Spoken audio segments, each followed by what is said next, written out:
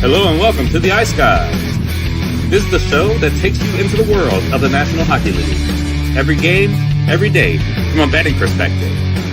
With pro sports handicappers, Ian Cameron, Alex B. Smith, and various guests from the world of hockey and sports betting. And now, here's your host, Ian Cameron. Welcome to the Ice Guys for Monday, January 19th, Martin Luther King Day, MLK Day, south of the border. Ian Cameron, Perlo with you. Alex B. Smith will be here in just a moment. Probably shaking off some of the disappointment from the Chicago Bears. That was an unbelievable football game yesterday, but certainly heartbreaking if you were rooting on the Chicago Bears as their season comes to an end. But that was a great game. But on we go. Life goes on, as they say. Old blood D, old blood ah. All right, a Monday slate. We already talked about there is a game underway already, of course, Buffalo, Carolina, which we talked about yesterday, and we did that because we knew we'd be starting this show after that game already started. So we will be talking about every other remaining game on the Monday slate. We got 9 more games still on tap, and we'll start with Washington, Colorado, which is at the second game of the TNT MLK Day doubleheader later on today. But first, though, we'll look back on the 3-game slate yesterday. The Dallas Stars' woes continue. 4-1 loss to the Tampa Bay Lightning. Very, very disappointing performance again, and no offense again for the Dallas Stars. It's now 3 straight losses for them with just 1 goal, and again, now falling to 2-9 in their last 11 games. So this has definitely been a disappointing stretch of hockey for the Dallas Stars, and you got to wonder now, the offense, and it's been very, very hard to come by. And it's just been a really tough go for them. Now, the Dallas Stars, and Matt Robinson and I were talking about this, that, they're not playing hockey that's overly important right now. What I mean by that is they're really in this place right now in the standings where they're not catching Colorado, probably. They're battling with Minnesota for second in the Central, and I don't think it matters that much to Dallas whether they have home ice advantage in that series or not, whether they fall to third or finish second. I don't think unless the roof absolutely caves in on Dallas, that any teams in the wild card or below them are really going to catch them. So they're in one of these spots where they're playing this the game in and game out where there's just not a lot tangibly on the line right now, other than maybe finishing second in the Central. Now, this is not an excuse, but I'm just trying to explain why it doesn't seem like they're lethargic right now. It's almost like they need something to inspire them right now, the Dallas Stars, to bring out their best. And you're just not seeing it right now at this point in time. It's monotonous hockey. That's what it is. It's monotonous hockey right now from the Dallas Stars. And, it's a hard team to bet on for me right now until they prove otherwise. And they lose 4-1 there to Tampa yesterday. Detroit rallies back after a rough start. They got behind 2-0 early, but they win 4-3 in overtime to brink it with the overtime winner. James Reimer in net. I thought he actually played pretty solid. Can't blame him like you could blame Merrilainen on Saturday. At the end of the day, it was Detroit was opportunistic. John Gibson was very good again. Ottawa had their chances to have more than 3 goals, but it was a pretty good effort again from John Gibson, and the Detroit Red Wings just keep on rolling, and now they keep pace with Tampa Bay. Those 2 teams atop the Atlantic Division right now with that 4-3 win. We had the first period over. Couldn't have been easier. We really, really like that. Ottawa's on a crazy run. I believe now it's 12-1 or 13-1 for the first period over now for Ottawa. So it's been an absolutely spectacular run as far as that goes. Swing and a miss. St. Louis was awful, and it's a terrible performance considering Edmonton was 1-7 on the second night of back-to-back games going into last night, and Edmonton still without Leon Draisaitl and on a back-to-back puts the boots to the St. Louis Blues, shuts them out 5-0. Again, not the greatest performance again from Jordan Binnington. He didn't have a lot of help though. Certainly the Blues were not very good in front of him, but give Edmonton credit. A nice 5-0 victory and a dominant weekend for the Edmonton Oilers as they go 11-0 over the weekend against Vancouver and St. Louis in back-to-back games. Perlo, your thoughts? Or Alex actually is here. Alex, welcome in.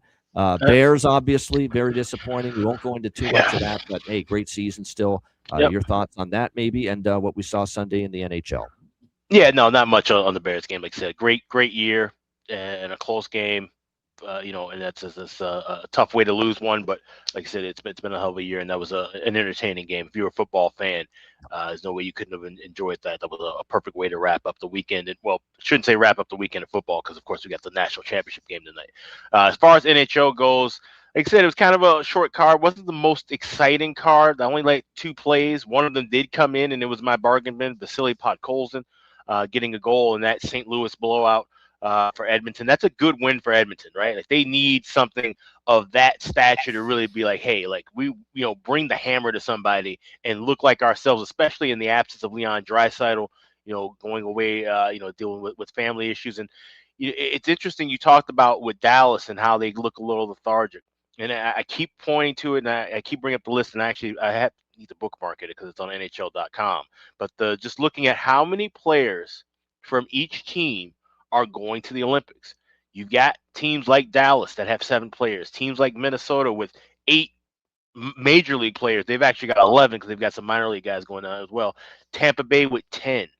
Those are teams that, and Tampa Bay, been playing their asses off. Like I said, Dallas has been struggling. These are teams I would be very cautious of as we get closer and closer to these guys, these core players going over to Milan.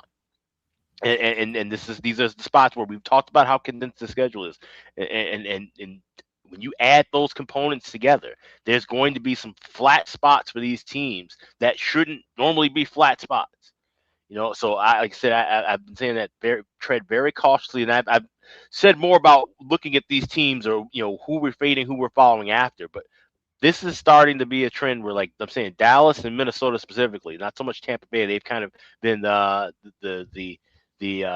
odd man out in this case. But those 2 teams in particular, I would be very cautious of backing in some certain spots, just because of the fact that they've got guys who are distracted. They've got to get family things together. They've got to get their own travel plans and different things organized before they get on the road. And you may see some flat spots. And when you're talking about all the core players, not just, these are just scattered 3rd and 4th liners. No, it's every important player for these respective teams that are going. And it could throw things off heading into before the break. Yeah, no doubt. Like I said, we're down to crunch time right before the Olympic break. We're 2 weeks and change away from the Olympic break. So only 2 weeks and a couple days left of NHL before the Olympic break. Hockey ends on the 5th, and then the Olympics start on the 6th. So that's right. Although the men's portion of the Olympic hockey will not begin until the following week. So they're going to give these guys, a few days to get over there and obviously get comfortable. They won't be starting the men's portion of the tournament to the middle of the week after the season is put on pause on the Thursday of the 5th. Get used to that home, the backyard rinks that they've built over there in Italy. I know, exactly. Let's just make sure we get the holes on the ice surface out of there by the time this thing starts. I mean, it's been a shit show, man, here in Milan Cortina, putting this thing together. But nevertheless, the show is apparently going on, and it'll be fascinating to see how it plays out. Perlo, your thoughts on Sunday? Yeah, those are really good points about the Olympics and teams with a lot of Olympic, especially with, like you said, about teams that are kind of in that spot, like Dallas is, where, they're not really desperate to win. But I also think with I had the Lightning and the under in that game. But I also think that Dallas is really working on systems right now. Gullickson is a very intelligent coach. And I think one of the things that has been a problem in the playoffs in the past for them is they haven't had a varied way to beat teams. They pretty much went DeBoer's really only got one way, and and previous coaches as well. And if you see like the Florida Panthers that have won the cups in the past and stuff, they can beat you several ways. And I think they're really working on that right now. And they're kind of struggling with it. Like, it's all new to these players. But it's important for them to do it when they can. And I think they're doing it right now. That's what I'm watching them. I'm seeing like indecision and things that you normally don't see from a lot of these great players that the Stars have. And I think that's probably why. I had the under in that game. And the Lightning, on the other hand, when you look at it from a different perspective, I mean, you have these guys know exactly what they're doing. Like, they've been playing with each other for a long time. Their minor league system, or not minor league, in the minors, that it has been exactly that's the system and what to do and how to change it. And the hybrid system is done right from the bottom up there. And it has been for quite some time. So they're quite used to it. So that's why I think like a team like the Lightning are just successful right now, is just because they have been working under this system for a very long time, and they can win in many, many ways. And they're not afraid of it. And Dallas, I think, is just learning this, which is good for them in the long run. But right now, yeah, they're kind of like a not bet on team for the reasons you suggested and for the reasons I'm suggesting. The Senators are another team. They got quite a few guys going to the Olympics. So that could bring up, that's some points with them as well, except they should be in a more desperate spot. But I had the Red Wings in that game. I don't know. I still think something tells me the Senators are going to pull it, go on a run here, maybe after the break or something like that. But they're a classic case of their analytics are awesome, and they're not, the win-loss record is not matching that. That's right. Yeah, a classic case of it right now, Ottawa. Yeah, and goaltending. I mean, that's why. You're not. That's why. But that being said, I said it on the chat yesterday. I hope a bunch of people grabbed it. I had Reimer over 22.5 yesterday as my biggest bet. I love that play. Love. As I was talking before about how every time I've seen Reimer put in these spots, he's played well. And he did play well. It wasn't anything to do with goaltending in that game. It was actually more to do with the Red Wings team that was really driven and playing very well. But he played very well in that game. I think I had the Blues as well. But again, there was and I got to thank JD for this. I got to send it out. He sent me Snuggerud over shots yesterday. Be watching for Snuggerud over shots. They're giving it to you at plus 137, and he's going way over that right now. So he gave it to me. No adjustment since he's been back. Those are the kind of things you can capitalize on. Yeah, for sure. Excellent play. So I had that, and I actually took Ingram over saves yesterday because only 21.5. So that saved me from the Blues pick. But I was like you. I mean, I saw the Blues, and I saw the Blue, the Everton record and all that kind of stuff like that. And but didn't work out. But we got a bargain bin from Alex B. Smith. I know he wasn't on the show yesterday, but it was on the Patreon page. We did post it. He did send it along, and you had that play too, Ian. You had. I bet it was not a bargain bin, but I did bet. Right, but you bet it. Yeah. So. Yeah, it was. It was great to see. He's bet on right now. Material Bud Colson, especially with Leon. Invoices on the way. I'll pay you back in Jaime's there, JD. Yeah. No worries. Yes. There you go, JD, with the quip there in the chat. But yeah, Vasily Podkolzin bargain bin special. Again, we seem to be having at least one of these coming through from one of us on the show of late, which has been great to see with the bargain bin special. And then there's a bunch that I really liked later on for bargain bin candidates. So we'll get to those in just a moment.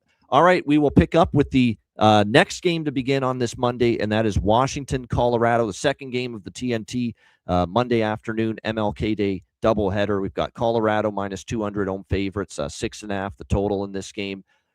Colorado, for the first time, there's been a little bit of a decline, a little bit of a drop off in their level of play. Nothing alarming, nothing to panic about. This team that's still crushing the rest of the league, as far as the standings are concerned, still way ahead of the next closest team in the NHL in the standings. But there are some things to be concerned about. I think number one is this team has been giving up a few more goals lately. We saw Toronto be able to score against them. We obviously saw Nashville have a ton of offensive success against them as well in that last game that they played against the Predators. It's just been, things just haven't been smooth sailing right now for the Avalanche. And I'd even say that the goaltending's been just a little bit shaky as well. And Blackwood, who got the start against Nashville, clearly he was having a lot of the same issues that we saw with Adin Hill for the Vegas Golden Knights. He had been out for a long period of time and just did not look all that comfortable, all that on top of his game in that first start in quite a while. So that played a role in Nashville being able to have a lot of success as well there in that game. Not to mention, and I said this in our group chat, it's time people put some respect on Devon Taves. This is a great defenseman, okay? He is as important, in my opinion, when I watch the Avs, he is as important as Cale Makar. because he can do both. He can do the Cale Makar stuff, skate the puck, play on the power play, but he does a lot of the defensive stuff too, where he's good in good position, clears the front of the net, blocks a ton of shots, plays on the penalty kill, does all that stuff for you as well. I don't think it's a complete coincidence that this little 2-4 slide for Colorado in their last 6 games has come at the same time of Devon Toews' absence. He's missed 6 games with that upper body injury he suffered. They're 2-4 since he suffered that injury. So they miss him. There is no doubt about that in the lineup right now. That being said, you got this team now off back-to-back home losses. Haven't seen that all year. It's got that feel of that classic Colorado steps up and, gets the job done and maybe decisively. And Washington's not playing great either right now. 3 of their last 4 games they've lost. They just dropped the last 2 games of their homestand against Florida and San Jose. So Colorado, if they turn things up, can certainly win this game. Maybe they do, but I'm not really rushing to take Colorado because I just see they're a little out of sorts right now, and especially going back to the injury to Toews where they've gone 2-4 without him. I'm certainly not going against the Avs in this spot, but I'm stopping short of taking them, especially at this price. What I will do is I'll sprinkle here. These are small bets, nothing strong for me in this game, but give me the goal in the first 5 minutes at plus 152 at FanDuel. I think we have a chance maybe to see one quickly. We've certainly seen that cash in a bunch of times with Colorado at home, and I like this first period over in this Capitals Avs game as well. That's about it for me here in this game. Just a little sprinkle on the first goal in the first 5 at a plus price and the first period over here with Capitals and Avalanche. Alex, what do you think here? Washington, Colorado. Yeah, this is the game where I would like to wait and grab a 6, but I will cushion myself with that goal in first 5 minutes. Because plus 152, we know how hot that's been all year with Colorado, especially at home. But I feel like if that doesn't cash through, we'll have enough time to grab a 6 or even a 5.5 and get that over. This is a game where I could see more goals coming in the second and third period. So not really loving that first period over so much. But goal in first 5 minutes, this is a little bit of a buffer. Where the bigger player we're looking for is the over 6 in game. That is correct. To Exotic Wagers, our guy Dre. Great to see Dre in the chat. He's part of Perlo's show on a nightly basis. Most nights, Tom Wilson not back. He's not ready to return just yet. And we'll see if maybe the next game he'll make his return here for Washington. Perlo, what have you done here with this game, Washington, Colorado?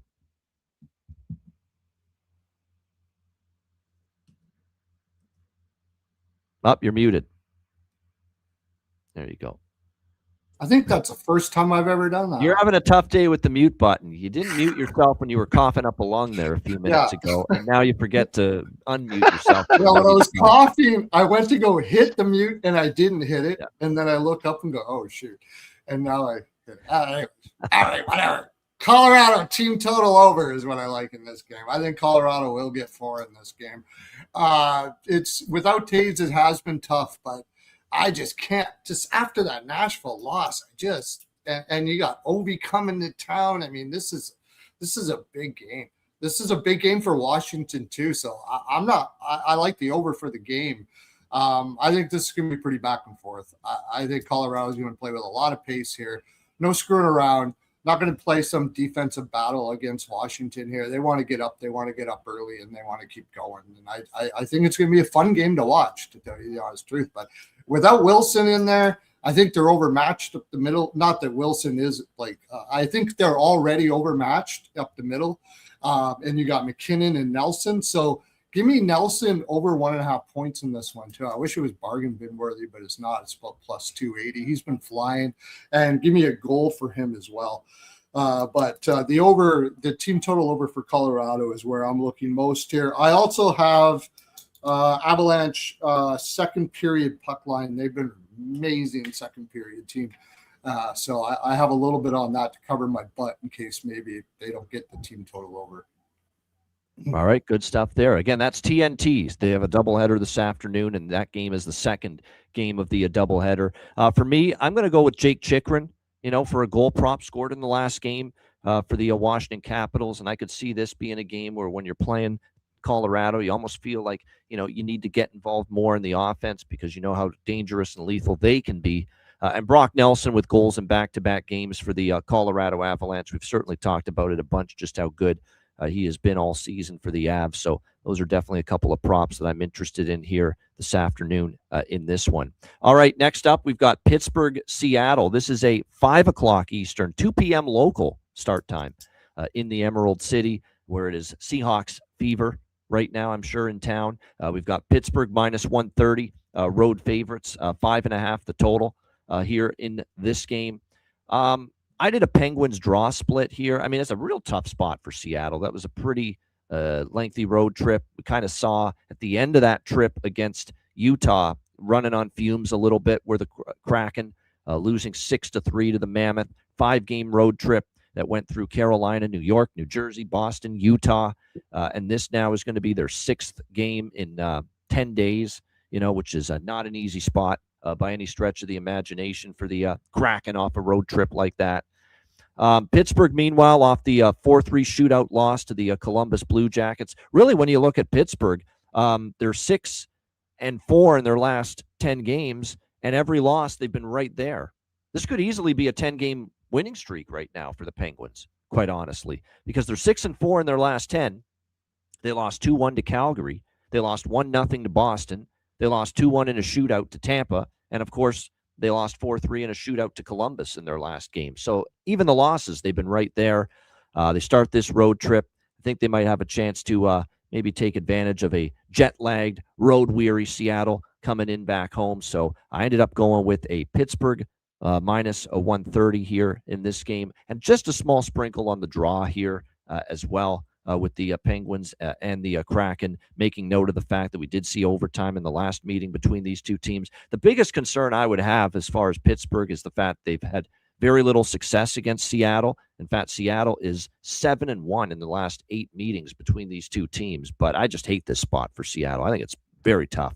And I think the Penguins might have the chance to take advantage of it. But again, series history, the price being what it is, because I can't say I'm ever loving the idea of laying $130 with the Penguins on the road, but I think Pittsburgh should take advantage of this situation. What do you think here, Alex? Pittsburgh, Seattle? Yeah, this is a classic over by factor spot. You can get it minus 124, both first period over and full game over 5.5 at FanDuel with those prices. You can also decide to play a little small and try and get plus money in game as well. But I like goals here in this spot. Like I said, with the travel spot, this being a kind of a tough spot for Seattle, early start, this feels like it could be just a slop fest, and we get a lot of goals back and forth. Yeah, Skinner, I believe, is going to be a net for the Penguins. It's not confirmed, but it's projected. And Philip Grubauer projected right now for the Seattle Kraken here in this game. And he was in, although he was in net for that Utah loss, giving up the 5 goals. They've got him projected, but we'll see about that. Could be Decord. We'll have to wait and see. But Perlo, what do you think here? Pittsburgh, Seattle. Yeah, I've been all over the place in this game. I mean, my first instinct was to take Seattle last night. Should be an over spot. I agree with Alex, but and then with Seattle, I looked at the schedule. With Seattle, sometimes should be over spots, aren't over spots, but it should be. And Penguins haven't been scoring; they've been playing very defensively. I was almost only in no goals first 5 and under 6.5. And then I looked at the spot, like you said, 6 games in 10. I mean, Seattle played some tough games. So what I finally went with here is Grubauer over saves. I think that's all I got really solid right now. If I were to play the Pittsburgh, I think I like Pittsburgh first period puck line. Seattle coming off the road like that. Pittsburgh's a good first period team. Seattle's not so much. I would take Pittsburgh first period puck line. I'll look more into it, but this, I'll tell you, I was talking about it last night. The Seattle team's just got so much heart. That's what's hard to bet against them, is they are playing with a lot of heart, this team. And if you're not coming in there really wanting to beat these guys, they're going to keep up with you until their legs fall off. So Pittsburgh may win this one down the stretch, but I think it's going to be tough. And I like the draw. I do have a little bit on the draw. I could see this with Pittsburgh having to play first game of a road trip. I don't mind the draw, but I'm going to take Grubauer over saves as my favorite. Pittsburgh will be shooting a lot in this game, I'm sure. So that I like. but Yeah, it's not here. Whoever it is, Grubauer or DeCord or whatever, I don't know what the number's going to be. It's probably going to be not too bad.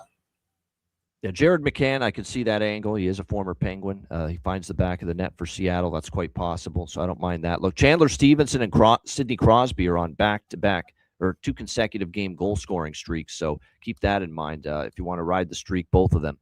They've scored now in back-to-back games. There could be props that are worth a look there as well. All right, let's move on to San Jose and Florida. This game, 6 p.m. Eastern. Note the start time here. For this one, we've got Florida minus 170, home favorite, 6.5, the total in this game. I'm sure there's a lot of people that just casually bet NHL, and they see Florida versus San Jose, and some of them know that San Jose has been terrible for many years and just say, if this is Florida all the way, and they're getting Matthew Tkachuk back, for the first time this season, and thinking, hey, Florida's got to win in this spot. I'm not so sure about that. You look at Florida, they're coming off a pretty lengthy road trip, a very sizably long road trip, one that had them going to a bunch of different places. Started in Eastern Canada, Toronto, Ottawa, Montreal. They did the 3 Eastern Canadian teams. Then they went south of the border, stayed in the East. Then they went up to down to Carolina, back up to Washington on a back-to-back. 3rd and 4 nights now as well for the Florida Panthers. And then you come home from that long road trip, and you're home for this 1-game pit stop. Back home, and then you're on the road for 3 more after this. So I don't think it's a great spot at all for Florida. And how many times do we see this? You get one of your best players back in the lineup. You lose that game.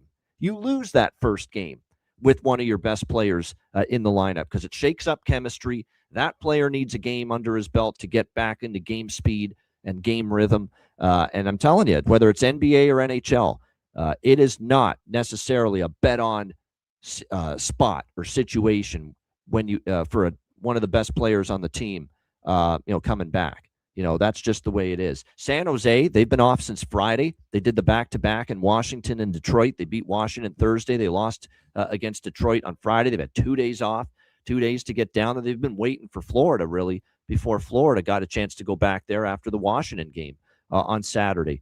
And the Sharks have been a very feisty, at times, road team. I thought they played one hell of a great game against the Washington Capitals. I thought they were in the game against Detroit. That definitely could have gone either way. We know how well the Red Wings have been playing. I think at this price, placing a bet on San Jose is well worth it, in my opinion. So I'm on the Sharks here, plus 150, split with team total, over 2.5 here in this game. I'm going to wait for a 5.5 in-game with the total here and bet that. San Jose has gone under in 2 straight. Keep that in mind. 2 straight unders for San Jose after that that crazy 12-0-1 overrun that they went on in 13 games. But I am interested at a 5.5 for this over. Nedeljkovic is in net. He's won 3 straight starts, and he's played very well in these last few starts. He's been in net for the Sharks. I guess the biggest concern I would have and the biggest obstacle for the Sharks to overcome is the fact that Florida, this will be Sergei Bobrovsky's first time starting since what happened when he was last in net. It was that 9-goal shellacking at the hands of the Carolina Hurricanes on Friday night. And there's always that little element that says, goalie Bob pissed off after being in net for those 9 goals. Watch him show out today. That's probably the biggest fear I have. But at this price, still, give me the San Jose Sharks. I think it's a very, very tough spot for Florida. And they're going right back on the road after this. What do you think here, Alex? San Jose, Florida. Only thing I have here is Sharks to score first goal, first period early. I got that at plus 150.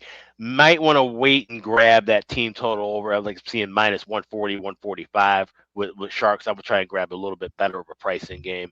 But I do like the Sharks to get on the board early in this one. Like I said, it's a tough travel spot for Florida. And once again, like I said, with Florida, another team where you got guys coming in the lineup, guys getting ready to leave for break. Shout out Uvis Balinskis. He has been hot, scoring again. After signing that contract.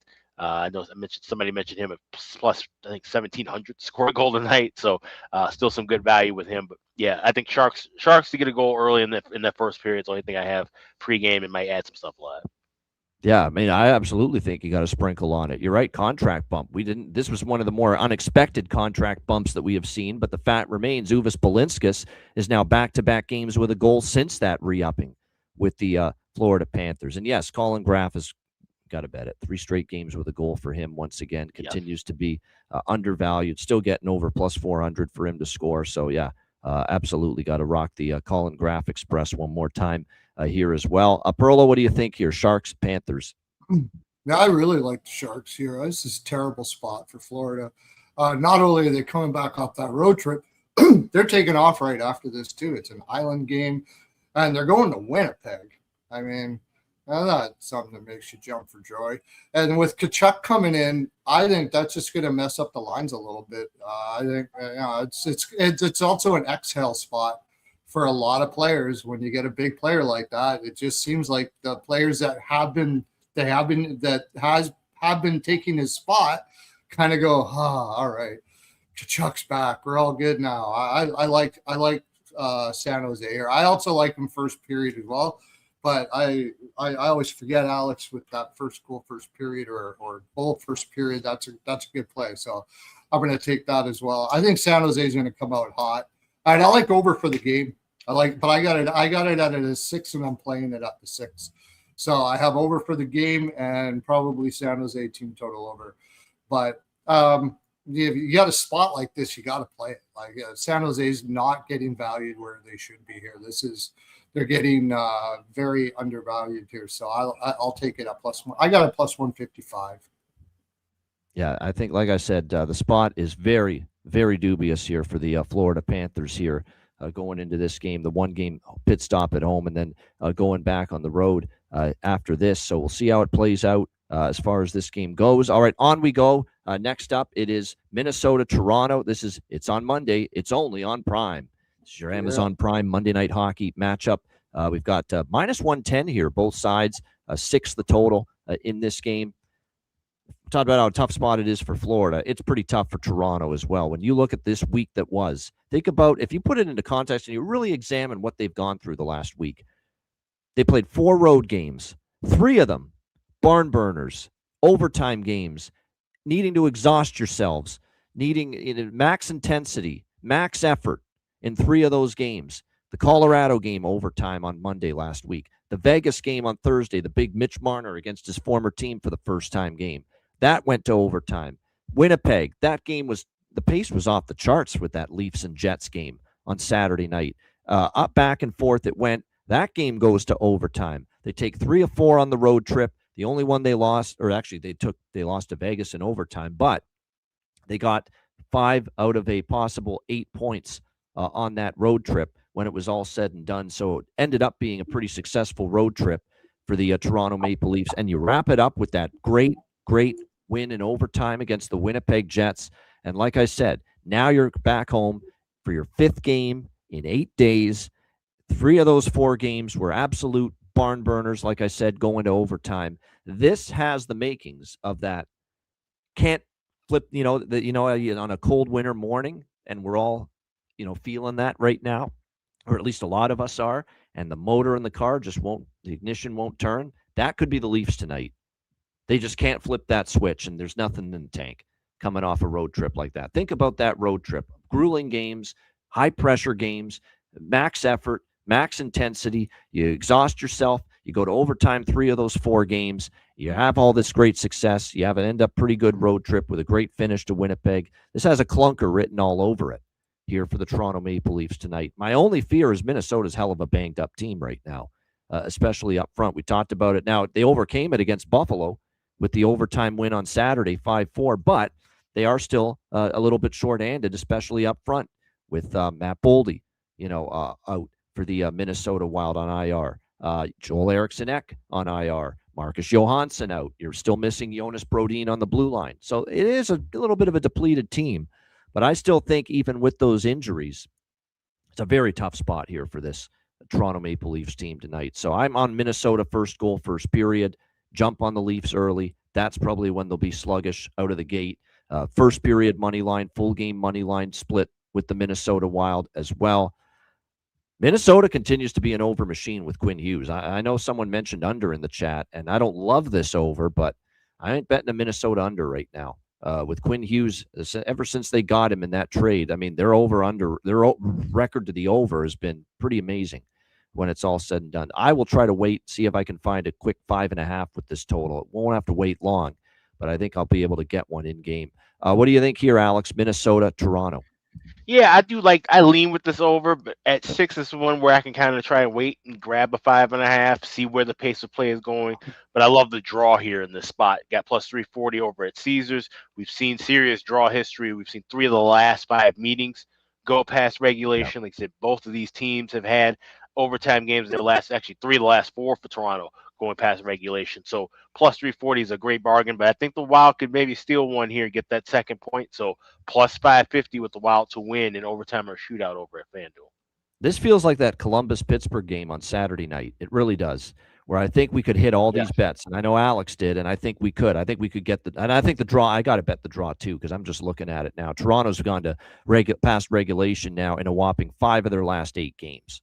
So that's a ton of overtime for them. And the Wild, 5 of their last 9 games have gone past regulation. 3 of the last 5 meetings between the teams have gone past regulation. So the draw's got to be in play. This could be one of these deals where it worked out this way with Columbus-Pittsburgh. We had Columbus early. We had Columbus to get the first goal. We had Columbus money line. We had the draw in that game. It all hit. And I think we could get something similar here where we're on the right side with Minnesota. We hit all those Minnesota bets, but we do get the draw and we get the game to go to overtime or a shootout as well. I think there's some possibility that can happen. What do you think here in this one, Perlo? Wild Leafs. Yeah, it's extremely tough spot. Yeah, I knew that Alex was going to be all over the draw here. That was my first bet on this game, was a draw. It's just there's just too many draw opportunities here. Draw opportunities. Anyways, very good, Perlo. So I like it. Toronto will probably fight real hard in this game, but like you said, it is a terrible spot. It's hard to take an over in this game. I think it could be very, very tight. I don't want to touch the total right now. If the Wild get up, if Toronto gets up early, I really like the over more. I like to see Toronto score first, and then but then you don't want to bet it after that, because I think Minnesota will wake up, will shake it off and win. Actually, if Toronto scores first, then I'm on the Wild. I think Toronto's going to fade down at the end. So give me the draw. I agree with you. Minnesota ML and the draw. It's probably my 2 bets right now. First period. Oh, what did I have? First period goal, first period, just because Toronto's coming off that road trip. So, and I got a bargain bin in this game. So yeah, this has become a system play for me. Yeah. System play for me is just automatically I gravitate to the first goal, first period for a team catching a team coming off a long road trip. It's cashed at a very high percentage, and obviously that says to take Minnesota tonight to get the first goal in the first period of this game. As far as props go for tonight with the Wild and the Leafs, there are a couple that stand out.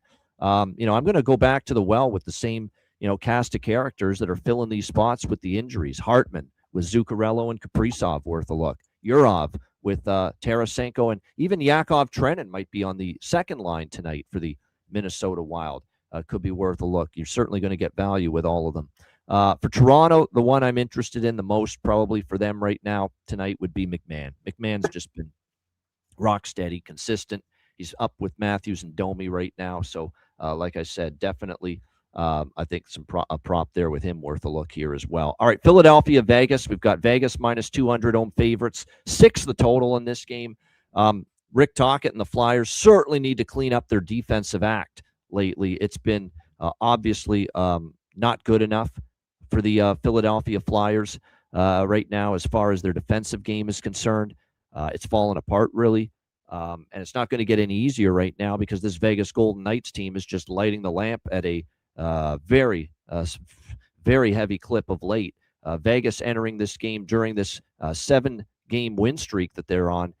Look at the goals they put up, 4+ in 6 of those 7 games.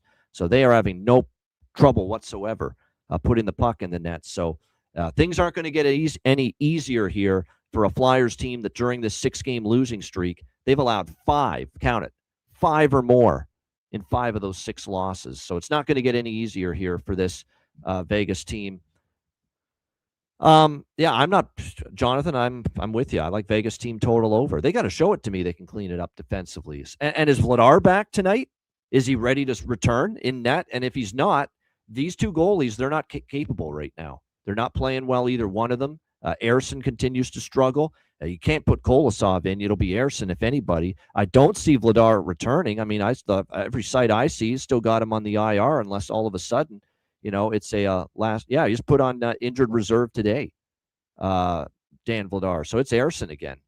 I'm sure it will be. They can't put Kolosov in. It'll be Ersson, and Ersson's not much of an upgrade right now with what I've seen from him. So I'm on the over by Fecta, and I'm on Vegas team total over here. And we talk about how these Vegas games have been going over the total lately as well. And of course, we know at home first period overs have been just phenomenal for the most part. So yeah, for me, it's over by Fecta, and for me, it's Vegas team total over 3.5 as well.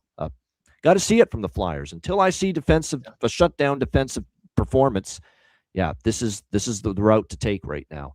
Dare them to show it defensively. I mean, when you're getting lit up by the Rangers of all teams for 6 goals, like I said, there's some problems. What do you think here, Alex? Flyers, Golden Knights. Yeah, right there on that first period over, I grabbed -130 at Caesars. If you see anything higher than 140, I'd say wait a couple minutes and grab that in game, which is also what I'm doing with that total of 6, because 6.5s are popping up. So try and grabbing a 6 in game. And I probably will lean with Vegas team total over too. I'm seeing -122 at FanDuel. Because I can't back Philly in this spot, and certainly can't lay a big price with Vegas. But they should be able to get 4 goals here, like I said, against Ersson or Kolosov, whichever one they have to throw in there. The goaltending's been a mess. The defense has been a mess. So Vegas team total, first period over, pregame, full game over, in game. I think I like the over by Fecta. I've got more money on the over by Fecta split than I do Vegas team total over. And the reason for that is because I think Philly could find the back of the net here. Let's not forget, this probably will be Aiden Hill starting, and it'll be his second start, and he didn't look sharp. He did not look sharp or steady or comfortable or fluid in the net whatsoever in that return against Toronto last week. I know they came back and they won that game, but he did not look sharp. Now, maybe he should be better, a little bit better tonight, having the game under his belt, but it still could take him a little bit of time for Aiden Hill to find his comfort zone again after being out for so long. What do you think here, Perlo? Flyers, Golden Knights? Yeah, Hill didn't look sharp, and for that reason, I think Vegas is going to play sharper defensively. So I'm not sure that Philadelphia is going to be able to pop much here. And I'm seeing a Philadelphia team that is completely dejected. And it's hard to play hockey when you have no goaltender. It's just extremely difficult to be able to play systems and do what you want to do, take risks or anything like that. Like when you constantly feel like any mistake is going to go in the net, it's really hard. It's really tough on the team. And Ersson just is not getting it done at all. Like he's struggling hardcore. So I like Vegas team total over here most. That's my favorite play on this one, this Vegas team total over. I may put a little bit on the over as well, but I really think it's going to be mostly Vegas. And I think I like that over first period, but I'm going to take Vegas team total over 1.5. I'm going to take Vegas -0.1. first period. Actually, you can get that at +3 something, and Vegas, and the same thing for the second period, -0.5. I think Vegas is going to ruin Philadelphia here. I forgot about that in the Colorado game. Colorado -1 second period was another play that I had on that, and I can thank another JD for that. But I think Philadelphia is just in a bad way right now, and I don't see it changing against a Vegas team that just got their general manager gave him a vote of confidence by giving him another defenseman that they've been waiting for a real long time since Peter Angelo left. Like, I think Vegas is going to be high on the hog here, and they're going to fly all over Philadelphia. Well, the thing is, and we haven't even brought that up yet about that trade, but obviously that was the news yesterday, is that Rasmus Andersson, now a member of the Vegas Golden Knights. And when I look at that trade, I'll say this: this is the Pietrangelo replacement. There's no question about that, because they knew they had lost him, and his career probably is over at this point, which is unfortunate. But they know that they still needed another, top pair, second pair defenseman to really take this blue line to another level. And I think it's fair to say that now they've found it here in Rasmus Andersson, who's going to be good defensively, who can play the power play, can shoot the puck, can do a lot of good things. I think he's started to get a little more physicality into his game of late than we've seen. Yeah, I mean, it sucks to part ways with Whitecloud, but I thought Calgary did pretty good with the return. A couple of first-rounders for the Vegas Golden Knights, and Zach Whitecloud going the other way. He's a very good, steady, shutdown, stay-at-home defenseman with some physicality. So, like I said, definitely it's a trade that I think serves the purposes of both teams quite well. You know, Calgary's rebuilding. Whitecloud's going to, certainly help them a little bit. Yeah, plus they could flip them for more draft picks and capital and prospects. 100% they could. So this is a good hockey trade, business-wise, for both teams. They both make out pretty well, here from this deal, Vegas and Calgary. Good stuff there indeed. So, like I said, it'll be interesting to see how it goes. I think he's going to be making his Golden Knights debut tonight. Let me just see on that. But, yeah, I think so. But, like I said, stay tuned closer to puck drop. But I think he's got the chance probably to get there in time and be able to be in the lineup here tonight. All right, Winnipeg, Chicago.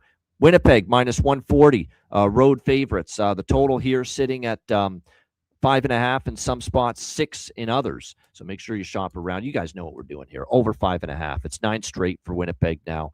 As far as 6+ goals, it's now 9 straight Winnipeg Jets games with 6+ goals.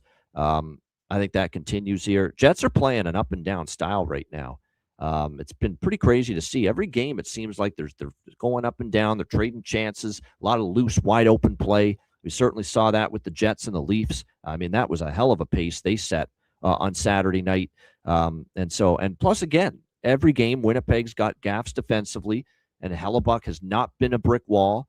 And on offense now, they've found some confidence. They're scoring goals again, left and right, the Jets. So, yeah, I definitely like this over 5.5. Shop around because there are 5.5s. Make sure you get that. I'd rather have the 5.5 than the 6 here in this game. 3 straight overs in the series, actually, as well, between the Winnipeg Jets and the Chicago Blackhawks. I know we're going to get Hellebuck and probably Spencer Knight as your goaltending matchup, but that doesn't take me off this. 9 straight games to over 5.5 for Winnipeg games. We're riding it until it stops at this point.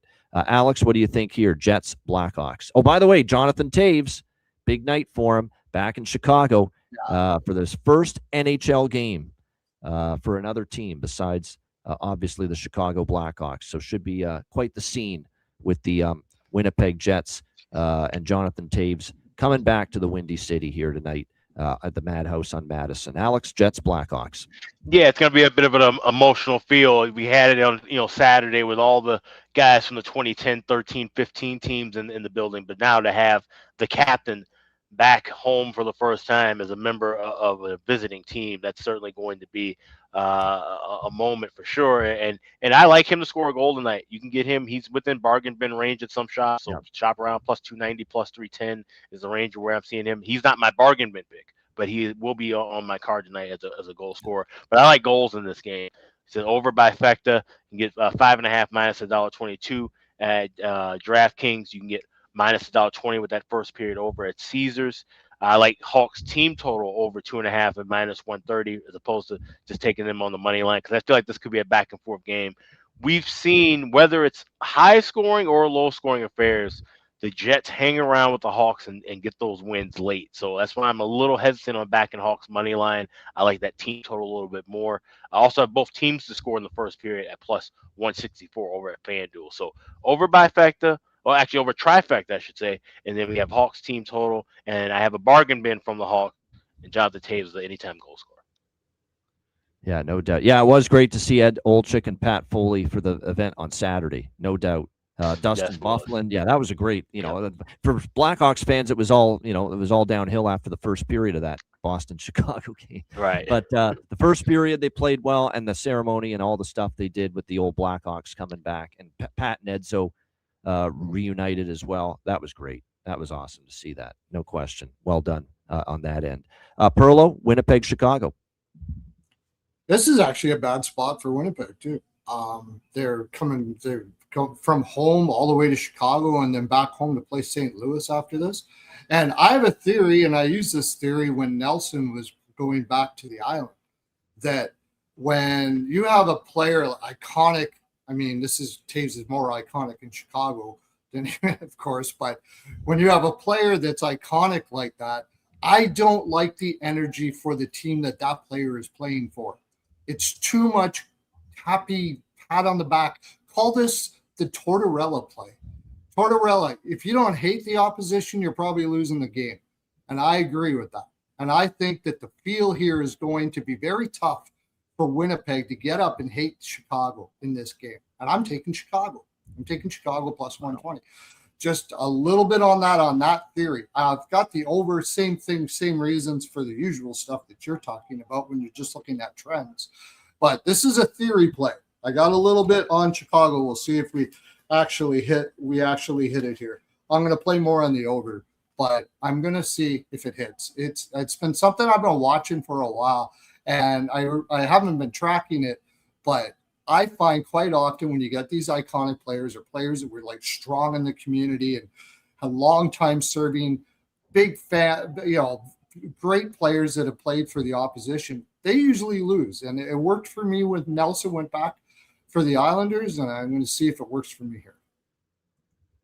Yeah, no doubt. Now it didn't. Now you could say though it didn't happen for Boston the other night because they were coming off Zdeno Chara's big night against Seattle, and they were managed to avoid that trip up spot in Chicago and still beat the Blackhawks Saturday, coming off the big night for Zdeno. So we have seen examples of it where the team's been able to still win. But you're right. There's been instances where the difference is when the player is actually playing in the game. That's the right. Okay. Yeah, I was gonna say different scenario, and I was gonna say to the extent I get what you're saying, and I think that is a valid point. There's a valid angle.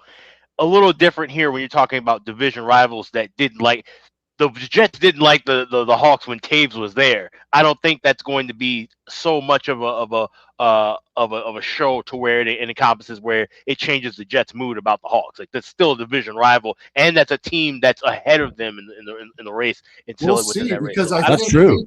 I think hate is going to have a big part of this, and I think actually a lot of these two teams hate each other. These two teams do not like each other. Like that has been for a decade. So I don't think they're gonna have the ceremony and stuff. I think the fans are gonna be more enthralled with Taves coming back than anybody on the ice will. In my opinion. We'll see, but a lot of these Chicago players never played with Taves. They might have admired him, but they exactly. That's precisely it. They grew up watching him. Chicago's going to have more hate in their hearts right now, especially they're in a desperate spot, and you got Winnipeg in a bad spot already in a bad travel spot. So I'm going to give disclosure. I'd be on Winnipeg, but the price is just a little rich for me. But I lean Winnipeg. I actually lean with the Jets a little bit. But all right, we'll see. We'll see. Yeah. I'm not putting a ton on it. I'm just going on theory and seeing how it turns out. Yeah. So we'll see how it goes tomorrow. Yeah. I do like Jonathan Taves prop, though. I do. I think, like I said, and plus he's been picking it up offensively. We've talked about that. He's been scoring a little bit more. Ryan Green, you cashed a bargain bin with him the other night. I had that goal prop the other night, and it looks like Teravainen's still out. Doesn't look like Burakovsky may go. Colton Dock is moving up in that top spot with Burakovsky potentially out tonight. Right. So.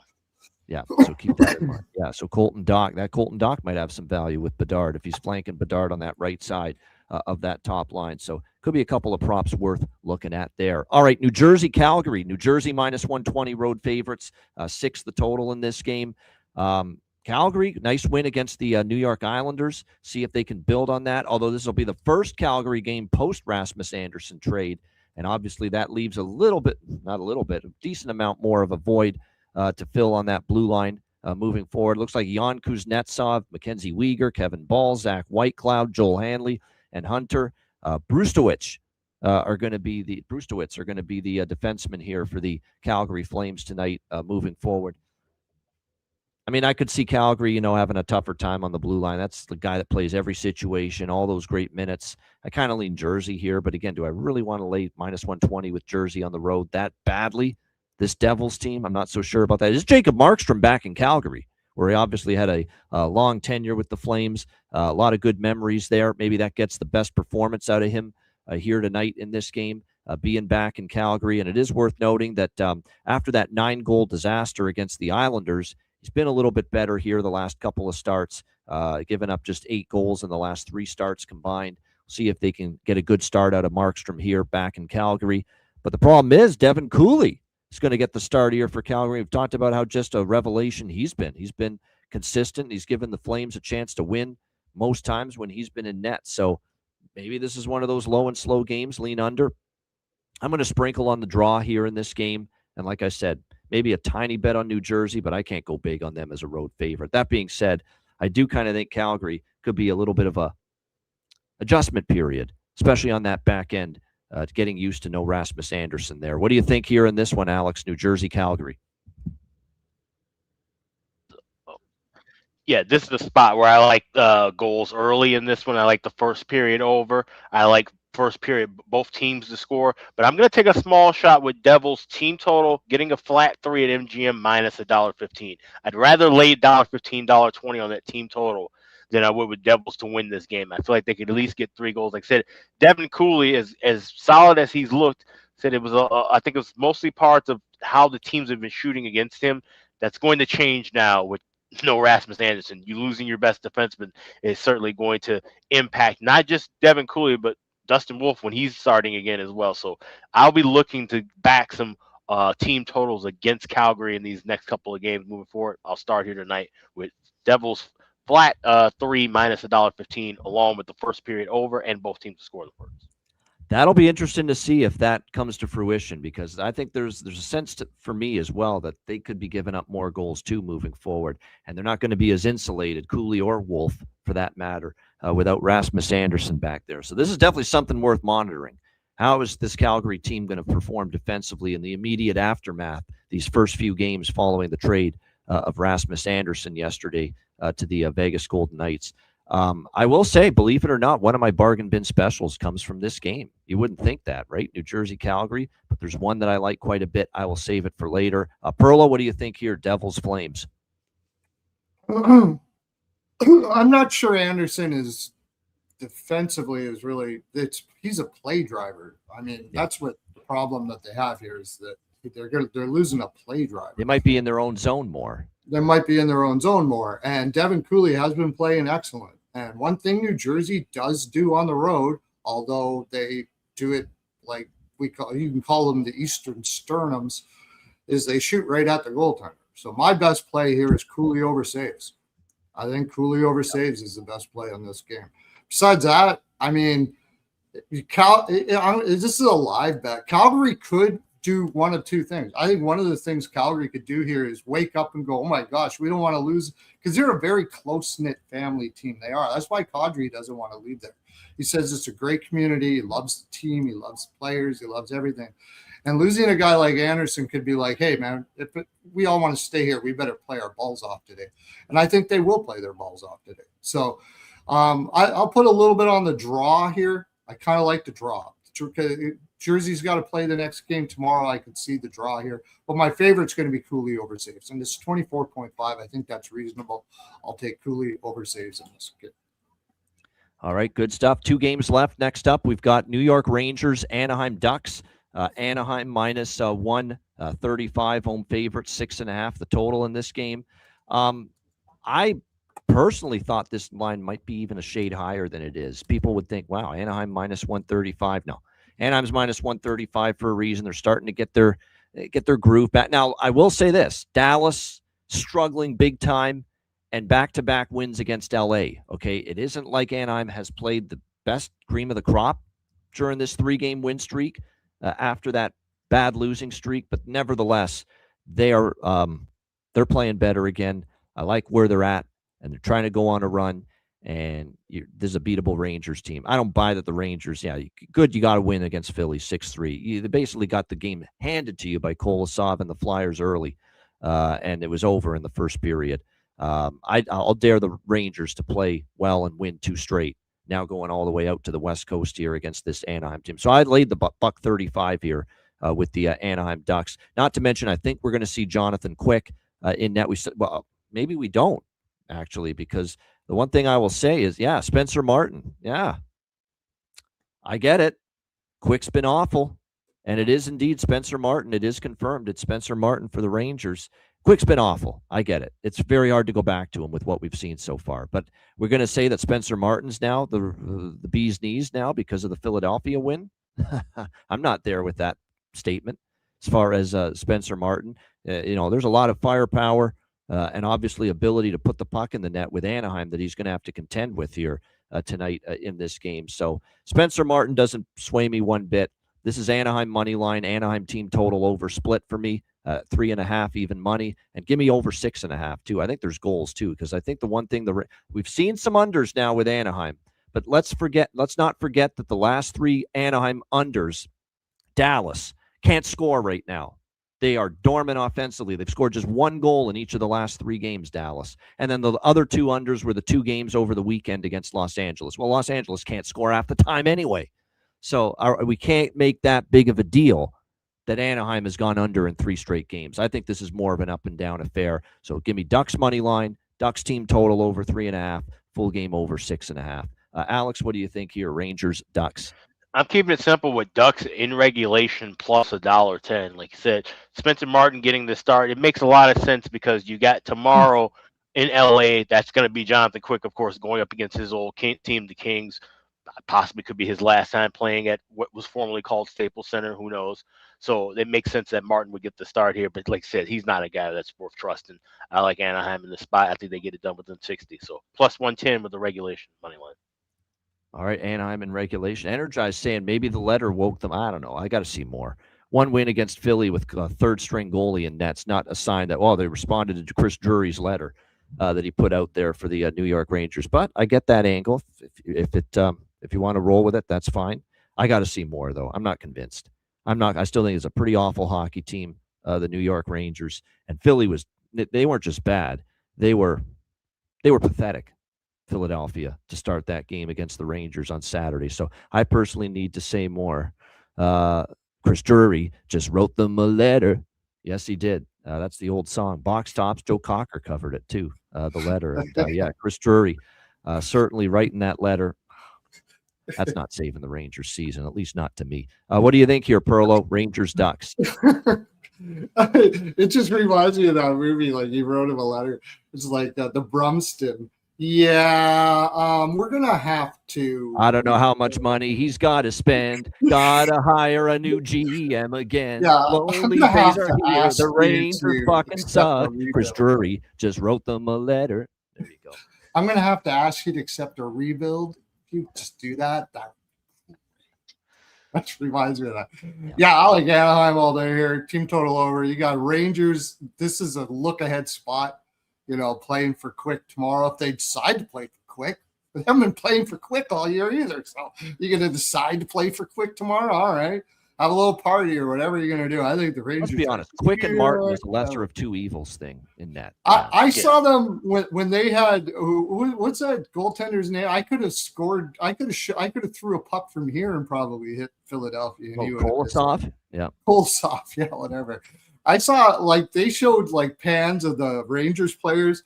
They were laughing to each other and stuff like that about the game and stuff like that. I kind of got the sense that it was like, hey, we're not even trying here and we're winning against this goaltender. So I really don't think they're trying that hard here, the New York Rangers. And I really feel sorry for Sullivan as a coach because it seems like a mail-in. I like Anaheim. I like Anaheim here. First period puck line. Team total over, Anaheim money line, and heck, I'll throw it on the in regulation too. Just everything Anaheim in this game.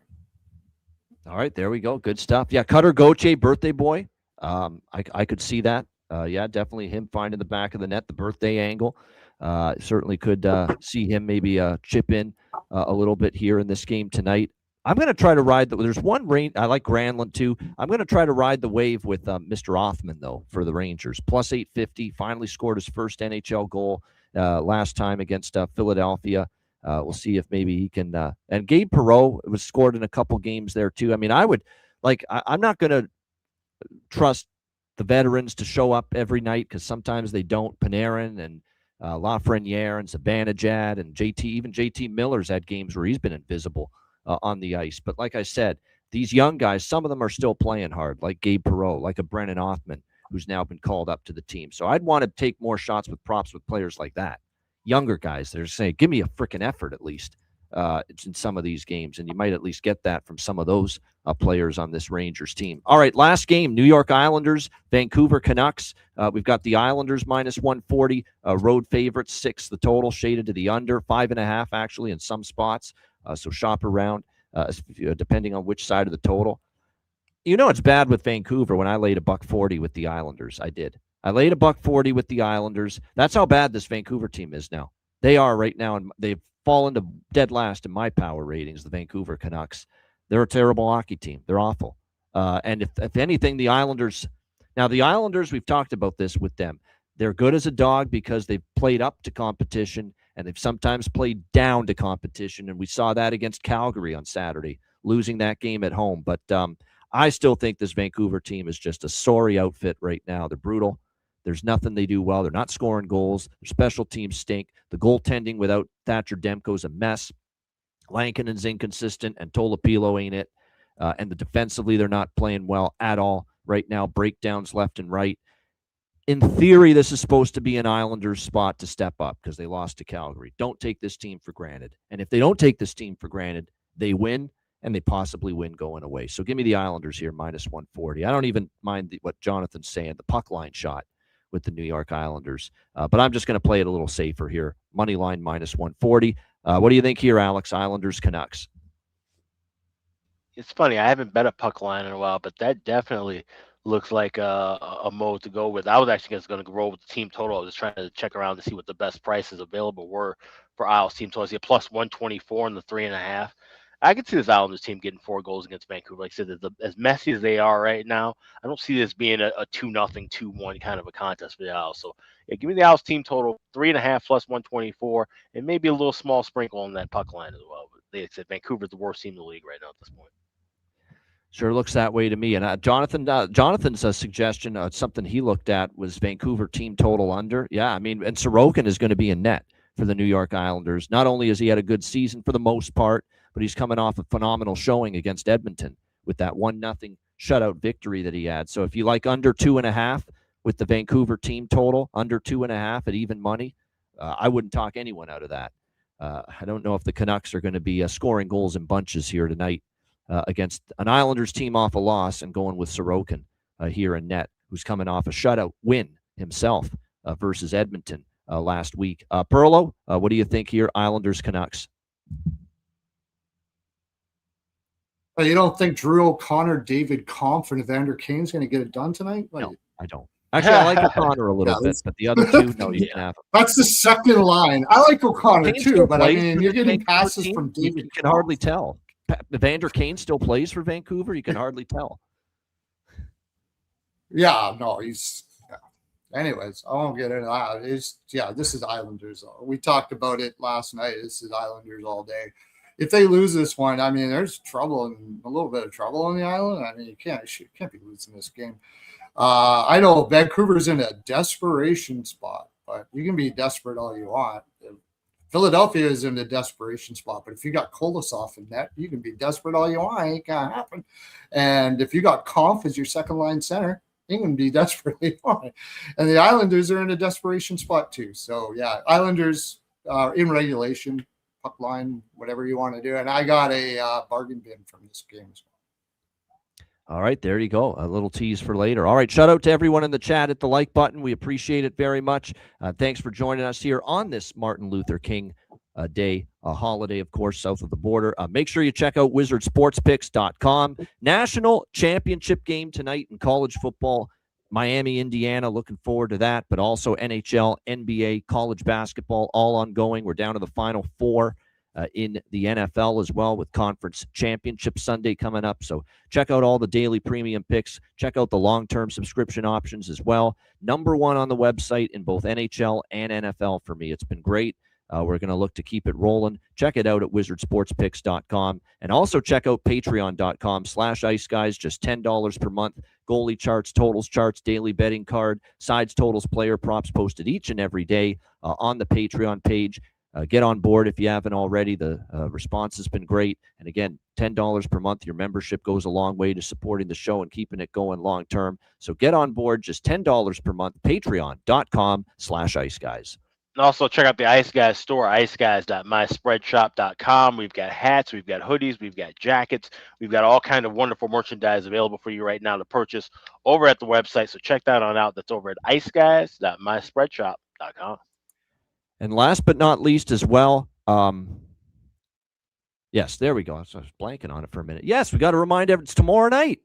Tomorrow night, the big night, our first live betcast of the new year. 2026, our first live betcast. This one is open to everybody, free for all, open to the public. Tuesday, January 20th, tomorrow night, 7 o'clock p.m.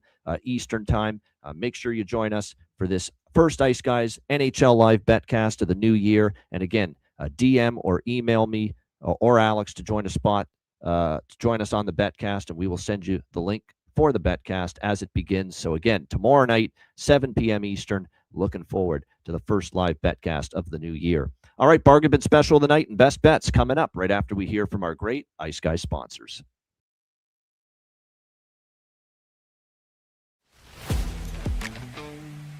Wizard Sports Picks, featuring the finest handicappers in the universe. Sharp insights, trusted picks, and relentless results. We strive to help you become consistent winners. This is Wizard Sports Picks.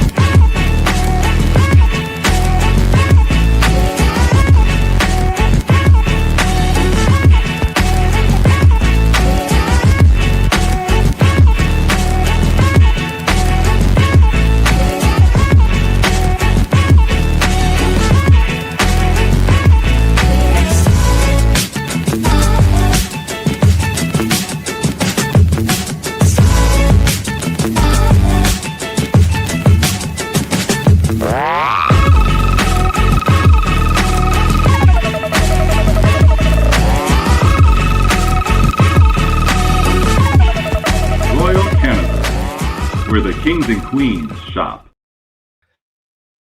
Thanks to all our sponsors, including Royal Cannabis. Check them out, royalcannabisshop.com, 20% off with promo code ICEGUYS. All right, bargain bin special of the night. Got a nice little run going with the bargain bin special. Someone is cashing a bargain bin special most shows, most nights. It was Alex last night with the Silly Pod Colson for Edmonton. And Alex, we'll start with you as always, bargain bin special of the night. I've got a pair of them tonight. First, we will start in 1901 West Madison. You've got Winnipeg taking on Chicago.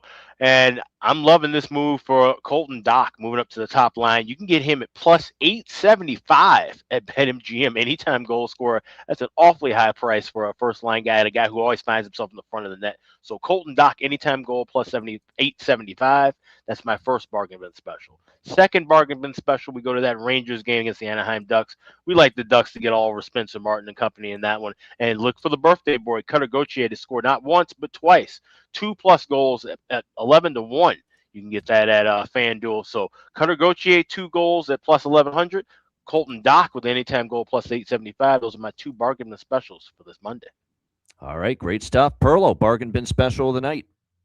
All right, first of all, before we go on, we talked about the show. I do a show at 9:30 Eastern. However, I will not be on tomorrow night. It's tomorrow night, right? Tomorrow night, because the betcast will be on. So get yourself all hooked up on that. I do not miss that. I love the show, but I love money more. And if you love money, you want to be on that live betcast because it pops and it's fun. It's just a blast. So won't be on tomorrow night, but I will be on tonight, 9:30 p.m. Eastern time. Rico and Perlo's house of exotic Jaime's picks frolic. Catch it all. We'll have all the plays for the next day. And you'll get we get some great cappers on there, exotic wagers, of course. And of course, JD is on there all the time. So yeah, come and enjoy it. Check it out. And for my bargain bin, I got two, and I don't do this often, but I got two from the same game as well. I like to cut. I talked about Vancouver's problems in depth at center there. I think Pageau has been playing really well as of late. He got one last game. He's getting lots of shots too. So I'm going to go with Pageau for the Islanders at plus 400 to score a goal. And I'm going to go for Schaefer over 1.5 points at plus 370 in that game as well. Oh, two bargain bin specials from Perlo as well, and two from me also on this slate. We will begin with Winnipeg, Chicago, and I am going to go to Mr. Taves. Jonathan Taves, the man of the hour, going back to Chicago here now as a member of the Winnipeg Jets. And don't forget, prior to the last game against Toronto, he didn't score in that game, but he had been on a nice little multi-game goal streak prior to that game. So he's actually been in some solid offensive form of late. We'll go with Jonathan Taves back in Chicago and back on the scoreboard tonight. Jonathan Taves, Winnipeg, plus 360 for my first bargain bin special of the night. My second, I mentioned earlier that it was going to come from the New Jersey-Calgary game. I love this one. He's not only heating up big time for those Flames, but this is the team he started his career with.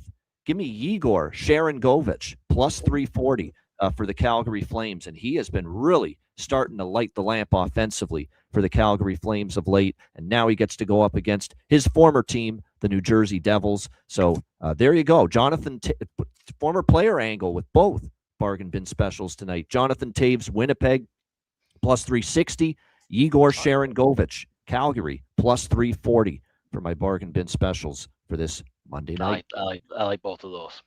Solid. Good stuff. There we go. Yeah. I think they might be on Alex's card, it sounds like. Yeah. All right, best bets. Alex, we'll start with you. What do you like for best bet?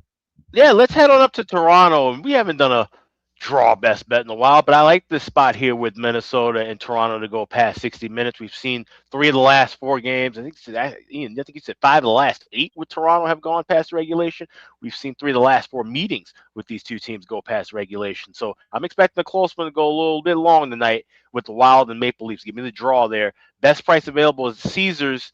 Game to go to overtime, yes, at plus 340. There you go. Wild Leafs draw plus 340 for Alex with best bet. Perlo, best bet. Yeah, I usually give a prop and a regular bet. So I've been back and forth on the regular bet, but I think I'm just going to take the Islanders in regulation for my regular bet. And for the prop bet, I'm going to take that Logan Cooley over 24.5 saves in New Jersey, Calgary. Good stuff. And best bet for me for this slate, I'm just going to keep it simple. Just keeps on cashing. I wouldn't be shocked if it does one more time here tonight. Let's go Winnipeg, Chicago, over 5.5, minus 122 at DraftKings is the best price out there. So great price, great number, over 5.5, minus 122 at DraftKings. Jets, Blackhawks, 9 straight Winnipeg games with 6+ goals.